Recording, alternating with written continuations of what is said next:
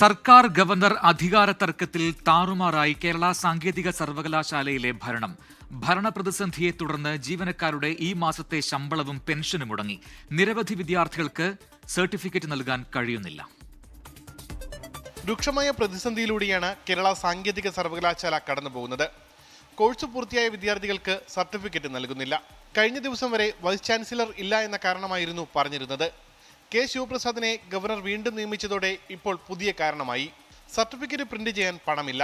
Print ചെയ്ത സർട്ടിഫിക്കറ്റുകൾ അയക്കാനും പണമില്ല. സോഫ്റ്റ്വെയർ ഇന്റർനെറ്റ് സേവകർക്ക് നൽകാനുള്ള പണവും നൽകാൻ കഴിഞ്ഞിട്ടില്ല. ജീവനക്കാരുടെ ഈ മാസത്തെ ശമ്പളം മുടങ്ങി. നിരവധി സാമ്പത്തിക പ്രശ്നങ്ങൾ. ഒന്ന്, ക്ലൗഡ് മാനേജ്മെൻറ്റ് 3 മാസത്തെ ബില്ല് കൊടുത്തിട്ടില്ല. പിന്നെ ഒരു മാസം ഏകദേശം 86 ലക്ഷം രൂപ കൊടുത്ത് നമ്മുടെ സോഫ്റ്റ്വെയർ സൈഡ് മെയിൻറ്റെയിൻ ചെയ്യാനുണ്ട്. അതിൻ്റെ കാശും ബ്ലോക്കായിരിക്കുകയാണ്.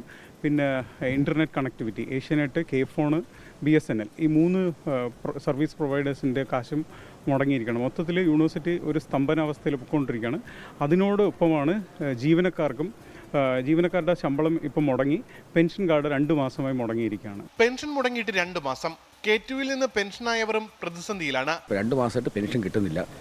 എൻ്റെ ഏക വരുമാന മാർഗമെന്ന് പറയുന്നത് പെൻഷനാണ്. ഇപ്പോൾ പൊളിറ്റിക്കലായിട്ടുള്ള എന്തോ ഇഷ്യൂസാണെന്നാണ് ഞാൻ അവിടെ ചോദിച്ചു മനസ്സിലാക്കിയത്. പേപ്പറിൽ വായിച്ച് മനസ്സിലാക്കിയിട്ടുള്ളതും അതാണ്. BCയും പിന്നെ ചാൻസലറുമായിട്ടും ഗവൺമെൻറ്റുമായിട്ടുള്ള ഇഷ്യൂസ് കാരണമാണ്. സാധാരണ എല്ലാ യൂണിവേഴ്സിറ്റികളിലും ബഡ്ജറ്റ് പാസ്സാക്കാറുണ്ട്. ഇവിടെ പെൻഷൻ എന്ന് പറയുന്നത് സാധാരണ അഡ്വാൻസ് ആയിട്ടാണ് സംസ്ഥാനത്തെ എല്ലാ ജീവനക്കാർക്കും കൊടുക്കുന്നത്. പക്ഷേ പൊളിറ്റിക്കലാണെങ്കിൽ അത് പൊളിറ്റിക്കലായിട്ട് നടക്കേണ്ട കാര്യങ്ങളാണ്. പക്ഷേ ജീവനക്കാരുടെയും പെൻഷൻകാരുടെയും വയറ്റിത്തടിക്കുന്ന സമ്പ്രദായം ഒരു ഭാഗത്തുനിന്നും ഉണ്ടാവരുതെന്നാണ് എൻ്റെ അഭിപ്രായം. സിൻഡിക്കേറ്റ് യോഗം ചേർന്നാലേ ശമ്പളം നൽകുന്നതിനുള്ള സാമ്പത്തികം അനുവദിക്കാൻ കഴിയൂ.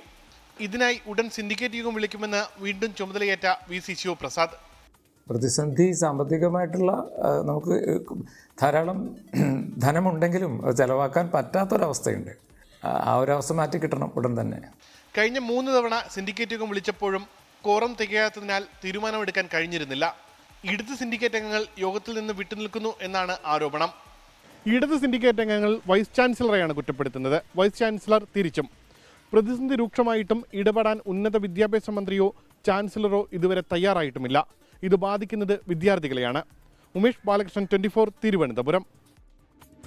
ലോകത്തെവിടെയായാലും ഏത് സമയത്തും 24 വാർത്തകളും ഓഗ്മെന്റഡ് റിയാലിറ്റി പാക്കേജുകളും എക്സ്പ്ലെയിനറുകളും വിശദമായി കാണാൻ ഞങ്ങളുടെ YouTube ചാനൽ നിങ്ങൾക്ക് സബ്സ്ക്രൈബ് ചെയ്യാം.